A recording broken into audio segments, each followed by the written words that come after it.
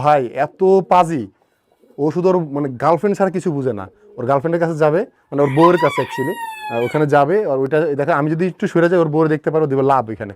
আর ও শুধু এই দেখো ডিস্টার্ব হইতেছে, আমি যে ওর হাতে নিয়ে রাখছি। ঠিক আছে ভাই, যাও যাও ভাই। খুশি? খুশি? মাথা ঠান্ডা হয়েছে?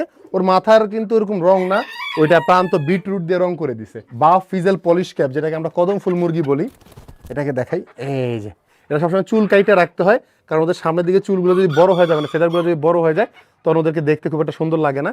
এজন্য আমরা সবসময় মাথার চুলগুলো কাইটা রাখি। আর ওদের থেকে আমরা অনেকগুলো বেবি পাইছি, সেগুলো দেখাইতেছি, আগে ওদের দেখাই। এই দেখো, ওইটা হলো মেল আর এই দুটো হলো ফিমেল।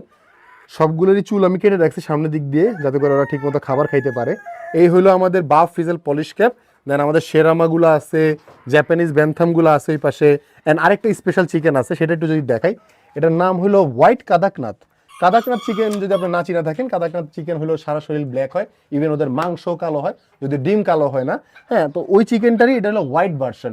আমি একটু দেখাই। এই দেখো, খুবই সুন্দর চিকেন, সাইজেও অনেক বড়, অলমোস্ট টাইগার মুরগির সাইজে। এটা হলো একটা